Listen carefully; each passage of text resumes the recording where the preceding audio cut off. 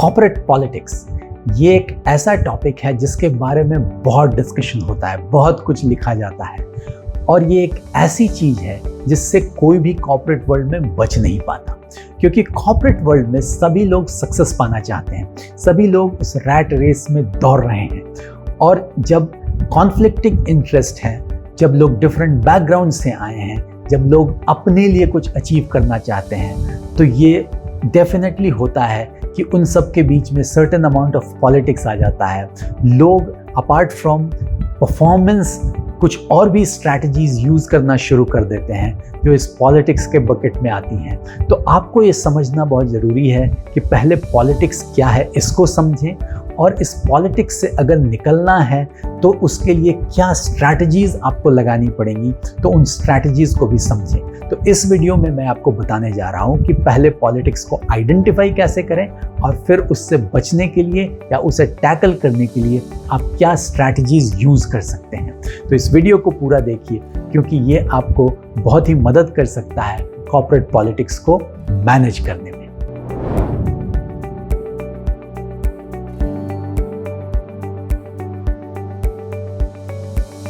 हाय, मेरा नाम अंजनी बी कुमार है और मेरे चैनल पे आपका स्वागत है। अगर अभी तक आपने मेरे चैनल को सब्सक्राइब नहीं किया तो इसे ज़रूर सब्सक्राइब करें, क्योंकि मैं इस तरह के बहुत सारे इंटरेस्टिंग वीडियोस डालता रहता हूं जिससे आपको अपने कॉर्पोरेट करियर में सक्सेस पाने में काफ़ी मदद मिल सकती है। तो चलिए बात करते हैं कॉर्पोरेट पॉलिटिक्स के बारे में। सो कॉर्पोरेट पॉलिटिक्स में क्या होता है? कॉर्पोरेट पॉलिटिक्स में ये होता है कि नॉर्मल तरीके से अगर आप पहले अपना काम कर रहे हैं, अपने टारगेट्स को अचीव कर रहे हैं, तो आइडियली आपको सक्सेसफुल होना चाहिए। लेकिन आपके चारों तरफ कुछ ऐसे भी लोग होते हैं जो आपकी सक्सेस से उतने खुश नहीं होते हैं, क्योंकि उनको वो सक्सेस नहीं मिल रही है। तो वो कुछ दूसरे तरीके भी इस्तेमाल करते हैं जिससे वो आपको पीछे खींच सके, और इसे नेगेटिव पॉलिटिक्स बोलते हैं। तो ये समझना बहुत ज़रूरी है कि वो क्या तरीके हैं जो लोग यूज़ करते हैं जिसके द्वारा आपको वो इम्पैक्ट कर सकता है, आपको वो आपके टारगेट्स अचीव करने में या आपको सक्सेस पाने में वो नेगेटिवली इम्पैक्ट कर सकता है। क्योंकि आपके लिए ये ऑप्शन नहीं है कि बोल देना कि भाई मैं तो पॉलिटिक्स में इन्वॉल्व नहीं होऊंगा या मैं पॉलिटिक्स में इन्वॉल्व नहीं होंगी। ऐसा नहीं होता है, क्योंकि आप कॉर्पोरेट वर्ल्ड में अगर हैं तो बाहर रहकर इस गेम को नहीं खेल सकते। कहीं ना कहीं जाकर आप इस पॉलिटिक्स में जरूर खींच लिए जाएंगे, और तब अगर आपको पता नहीं है कि आप किस तरह उसमें खिंच गए तो आपके जो इंटरेस्ट हैं वो कॉम्प्रोमाइज़ हो जाएंगे और आपका सक्सेस कहीं ना कहीं इम्पैक्ट हो जाएगा। तो इसलिए ये स्टैंड लेना कभी भी एडवाइजेबल नहीं है कि मुझे पॉलिटिक्स का पार्ट नहीं बनना है।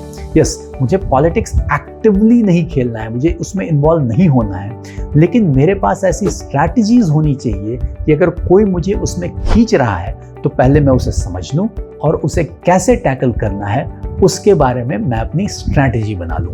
ये आपके लिए बहुत ही आवश्यक है। तो चलिए अब समझने की कोशिश करते हैं कि ये पॉलिटिक्स में होता क्या है। पॉलिटिक्स में ये होता है कि लोग गॉसिप करते हैं, लोग एक दूसरे के बारे में बातें करते हैं, और टिपिकली ये जो इनफॉर्मल कम्युनिकेशन का चैनल होता है ऑर्गेनाइजेशन में, ये बड़ा स्ट्रांग होता है। छोटी सी बात भी बड़ी तेजी से फैल जाती है। तो जब आपको लोग नेगेटिवली इम्पैक्ट करना चाहते हैं तो छोटी छोटी बातें वो गॉसिप वाले चैनल से फैल जाती हैं। तो ये आपको ध्यान में रखना है, आपको पता होना चाहिए कि ये गॉसिप वाले इनफॉर्मल चैनल में आपके बारे में क्या चल रहा है, कुछ बातें हो रही हैं या नहीं। दूसरी चीज़ होती है र्यूमर्स फैलाए जाते हैं, गलत इन्फॉर्मेशन आपके बारे में फैला दिया जाता है, कुछ नेगेटिव बातें बता दी जाती हैं जो वैलिड नहीं है। लेकिन होता क्या है कि अगर 4 लोग उस बारे में बात कर रहे हैं तो उसे वो बिलीव करने लगते हैं।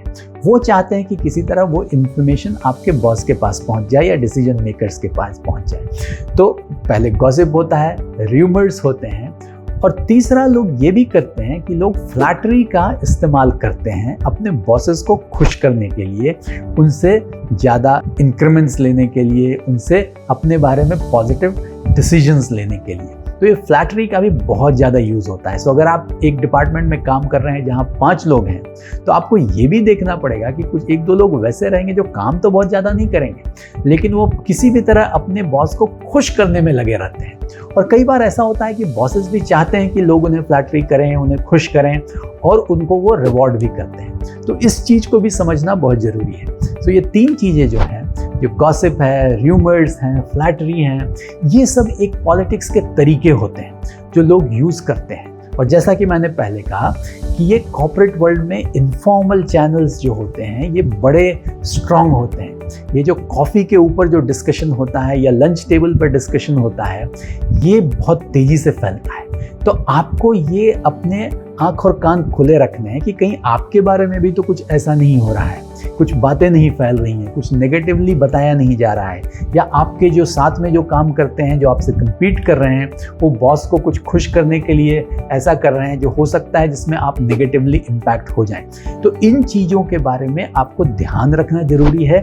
इससे आप समझ पाएंगे कि आपके अराउंड पॉलिटिक्स खेली जा रही है या नहीं, क्योंकि अगर आप समझेंगे तभी आप उसको टैकल कर पाएंगे। नहीं तो सडनली आपको लगेगा कि आप उसमें खिंच गए, कि आपने पहले समझा नहीं और आपके पास वो स्ट्रैटेजी भी नहीं है कि कैसे आप उसको टैकल कर सकें। तो ये बहुत ही इंपॉर्टेंट है कि आप इन चीज़ों पे ध्यान रखें और इन्हें समझने की कोशिश करें। तो एक बार आपने ये समझना शुरू कर दिया कि कैसे पॉलिटिक्स हो रही है, क्या चल रहा है आपके आगे, तो एटलीस्ट आप थोड़ा सा कॉन्शियस हो जाएंगे, आप समझने लगेंगे कि ऑर्गेनाइजेशनल पॉलिटिक्स कैसे होती है।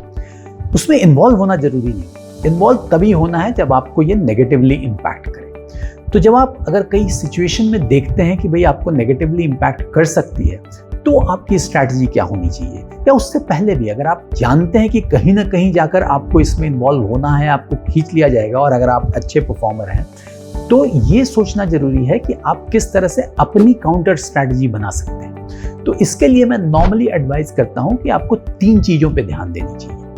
एक, ध्यान देना चाहिए कि आपका लॉन्ग टर्म गोल और लॉन्ग टर्म इंटरेस्ट क्या है, आप कहाँ जाना चाहते हैं, क्या अचीव करना चाहते हैं, और उससे लोगों पे क्या असर होगा आपके सिस्टम में, आपके जो पेयर्स हैं, बॉसेस हैं, सबऑर्डिनेट्स हैं, उनका क्या रिएक्शन होगा। ये एक प्रोसेस समझना बहुत जरूरी है। अगर आप ये सोच के चल रहे हैं कि मैं एक अच्छा परफॉर्मेंस रेटिंग फाइनल प्राप्त करूंगा या करूंगी और उससे सब कुछ हो जाएगा, नहीं, वो आपको रेटिंग 1 साल तो मिल जाएगी, लेकिन उससे लोगों का रिएक्शन कैसा आएगा उसके अगेंस्ट में, ये समझना बहुत जरूरी है। क्योंकि अगले साल आपके ऊपर कुछ न कुछ फिर पॉलिटिक्स खेली जाएगी, कोशिश की जाएगी लोगों के द्वारा कि आपको नीचे खींचा जा सके। ये बहुत नॉर्मल चीज होती है। तो इसलिए ये पूरी जर्नी समझनी बहुत जरूरी है कि लॉन्ग टर्म पर्सपेक्टिव से आपको क्या अचीव करना है और उसमें किस तरह लोग रिएक्ट करेंगे और उन रिएक्शंस को आप कैसे हैंडल करेंगे, ये आपको पूरी स्ट्रैटेजी बनानी चाहिए। दूसरी चीज, जब हम कॉर्पोरेट वर्ल्ड में काम करते हैं तो जो हमारे कलीग्स होते हैं, जो हमारे साथ में काम करते हैं, उनसे दोस्ती भी हो जाती है। और कई बार मैंने ऐसा देखा है कि वो जो आपके दोस्ती होते हैं वही आपको पीछे से छुरा मारते हैं, क्योंकि दोस्ती में आप बहुत कुछ बातें कर जाते हैं,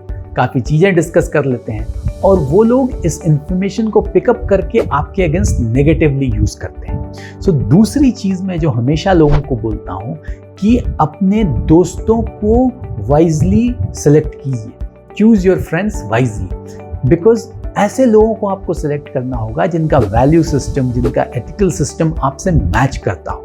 वो ऐसे लोग नहीं होना चाहिए कि सामने में तो बड़ी अच्छी अच्छी बातें करे और पीछे में जाके आपने जो भी बात की है उसका फायदा उठाए।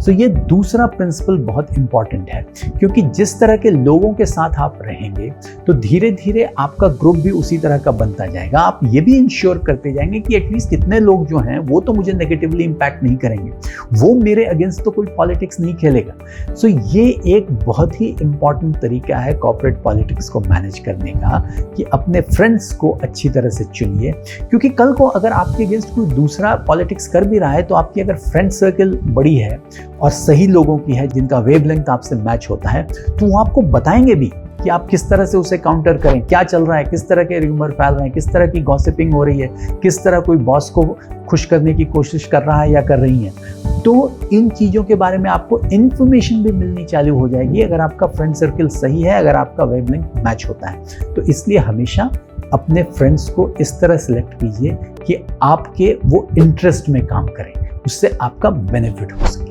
और फाइनली तीसरा प्रिंसिपल ये है कि आप गॉसिपिंग वगैरह में इन्वॉल्व ना हो, क्योंकि ये बहुत ज़्यादा टेंडेंसी होती है कि जब हम 2 लोग मिलते हैं तो एक किसी तीसरे के बारे में बात करना शुरू कर देते हैं। मैं हमेशा लोगों को ये बोलता हूँ कि आपको कोई भी राइट नहीं बनता कि जब कोई व्यक्ति आपके सामने नहीं हो उसके बारे में आप बात करें। उसके बारे में आप दो लोग तभी बात कर सकते हैं जब आप कुछ ऐसी बात कर रहे हो जो उसको पॉजिटिवली इम्पैक्ट करे।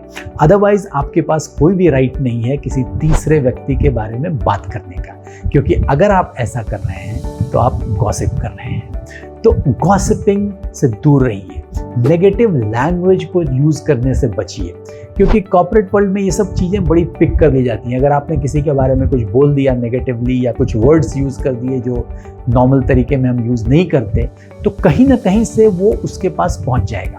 ये आप मान कर चलिए। ये इनफॉर्मल कम्युनिकेशन चैनल्स बहुत स्ट्रांग होते हैं, तो इसलिए हमेशा ये ध्यान रखिए कि कभी भी गॉसिपिंग में इन्वॉल्व नहीं होइए, कभी भी र्यूमर फैलाने में इन्वॉल्व नहीं होइए, कभी भी ऐसी लैंग्वेज का यूज़ नहीं करें जो कॉर्पोरेट वर्ल्ड में टिपिकली सही नहीं मानी जाती है। तो ये स्ट्रैटेजी भी अगर आप फॉलो करेंगे तो आप पॉलिटिक्स की तरफ खींचेंगे नहीं, आप दूर रहकर अपने इंटरेस्ट को प्रोटेक्ट कर पाएंगे, क्योंकि दूसरे लोगों को मौका नहीं मिलेगा आपको उसमें खींचने का। तो ये भी एक इम्पॉर्टेंट स्ट्रैटेजी है जिसके द्वारा आप कॉर्पोरेट पॉलिटिक्स के थ्रू नेविगेट कर सकते हैं। जहाँ पॉलिटिक्स होती है वहाँ कॉन्फ्लिक्ट होता है। जैसा कि मैंने शुरू में आपको कहा कि भाई कॉर्पोरेट में एक रैट रेस होती है, सभी लोग जीतना चाहते हैं। तो ऐसे सिचुएशन में जो लोग जीत नहीं पा रहे हैं उनके साथ कॉन्फ्लिक्ट होना तो पॉसिबल ही है, ये तो होगा ही, क्योंकि जो एक्सपोनेंशियल सक्सेस है वो कुछ ही लोगों को मिलता है। तो ज़्यादा लोग जो हैं वो उनको एनवी करने लगते हैं। अगर आप वहाँ पहुँच गए तो उन्हें वो पसंद नहीं आएगा कि आप वहाँ पहुँच गए, वो हर कोशिश करेंगे कि आपको वहाँ से नीचे गिराएं। तो इसलिए कॉन्फ्लिक्ट तो होना ही है। और जब ये कॉन्फ्लिक्ट का सिचुएशन आता है तो एक इम्पॉर्टेंट स्ट्रैटेजी जो आपके लिए काम करती है वो आपकी ability to manage that conflict. आप कॉन्फ्लिक्ट को कितनी अच्छी तरह मैनेज कर सकते हैं। एक शांत दिमाग रखना, रिएक्टिव वे में अप्रोच नहीं करना किसी चीज़ को, और कोशिश करना कि जितना ज़्यादा पॉलिटिक्स में इन्वॉल्व नहीं हो अपनी तरह से, और सिर्फ अपने इंटरेस्ट को प्रोटेक्ट करें। ये स्ट्रैटेजी जो है आपको लॉन्ग टर्म में बहुत मदद कर सकती है to manage conflict, to manage politics and to achieve success, जो सक्सेस आप पाना चाहते हैं अपने लाइफ और करियर में। तो आई होप कि ये वीडियो आपको पसंद आया होगा, यूजफुल लगा होगा। अगर इसे आपने पसंद किया तो इसे लाइक करें, फ्रेंड्स एंड फैमिली के साथ शेयर करें, सबके साथ शेयर करें ताकि उनको भी इसका बेनिफिट मिल सके। अगर आपके कुछ सुझाव हैं, कुछ कमेंट्स हैं तो कमेंट सेक्शन में लिखकर मुझे बताएं, मैं उनके आंसर दूंगा पर्सनली। और अगर आपने अभी तक मेरे चैनल को सब्सक्राइब नहीं किया तो कृपया इसे सब्सक्राइब करें ताकि आपको इसके सारे वीडियोस का बेनिफिट मिलता रहे। अब मैं आपको मिलूंगा अगले वीडियो में, तब तक थैंक यू वेरी मच।